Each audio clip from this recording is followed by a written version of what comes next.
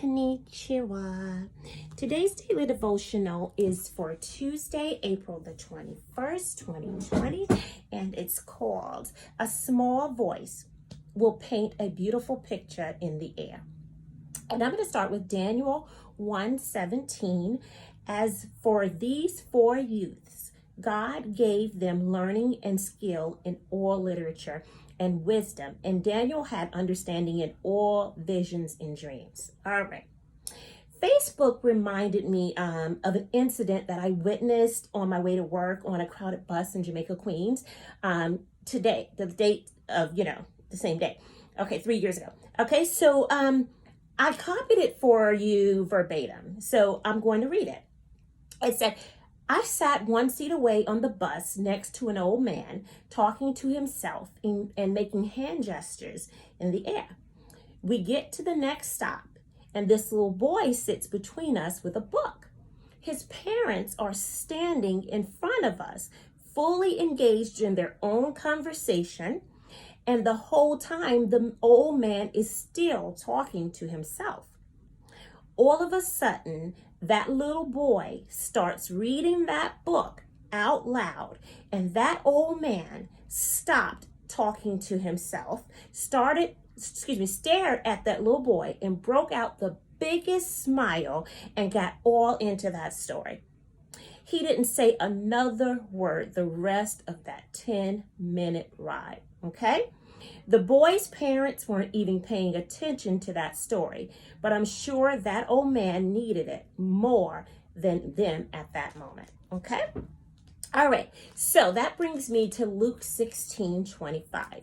But Abraham said, child, remember that you in your lifetime received your good things, and Lazarus in like manner bad things. But now he is comforted here, and you are in anguish. Okay. My very close friend asks me all the time how I am able to find the words to write and pair them with the right scriptures Monday through Friday, 5 days a week, without missing one single beat. I have been faithful with it. Okay? Well, my answer to that is the same thing that was happening to that man on that bus was happening to me at that same time on April the 19th, 2017, except I was screaming on the inside, okay? I noticed my friends who were once non-believers were now walking with Christ. And me being brought up in the church, with my family and baptized in Christ, I had strayed so far away, okay? Okay, and so for the next year, I found myself zoning out on conversations with people, and making hand gestures in the air, singing, I don't want to do this anymore. Okay, you guys remember that song? And thinking that there has to be more to life than this for me. I've done it all. I'm bored with this. There has to be more, okay? I know God wants more for me, okay? Because I was not interested in the same old plunges, the party boat rides, the same old club scene.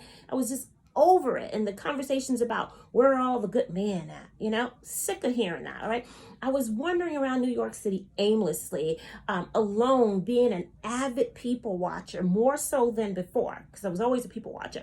And it was like I was a non-blonde but a dumb one, screaming at the top of my lungs, hey, hey, hey, what's going on? That's how it was for me, okay? All right, so that brings me to Acts 17:11.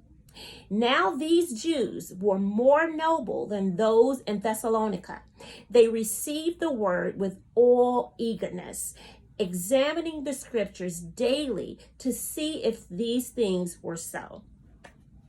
Then finally one day, while God was watching over me, I was scrolling on Instagram and saw someone else's post of a pic of a Bible that said, a Bible falling apart usually belongs to someone who isn't. I looked at my own Bible that I had bought in 2002.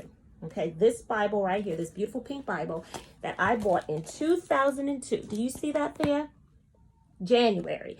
And still looked brand new and a small, still voice within me, okay, said, Stephanie, you have got some work to do.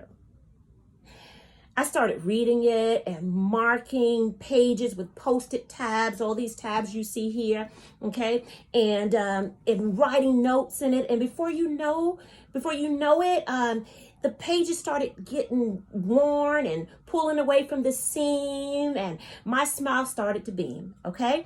Everyone around me was oblivious to what was going on, but I'm sure that God knew I needed it more than them at that moment, okay? Where I used to eat, sleep, and breathe a false idol, all I do now is eat, sleep, and breathe my Bible. And I can too paint a beautiful picture with calming words. Okay, before I get to my power thought, I brought you guys my easel because I can paint, all right? And then I have my Bible book that I paint pictures from. And I want to show you the picture that started it all for me. Okay? This is the picture here, the meme that I saw. Okay? So, and then I just put a couple of pictures in there to show you my book that's how I mark it up in my Bible. And then you could see there where it's falling all apart. Those are the pages that they rip at the seam, okay? And then there's this one picture of this teacher that's teaching the kids about the coronavirus, the COVID-19. And you see the little boy, she painted a beautiful, well, not such a beautiful picture with words because he passed out. Okay, power thought. Before the paint dries, learn to stroke softly and your pick will speak volumes after a few tries. Okay? Love you guys. Have a great day.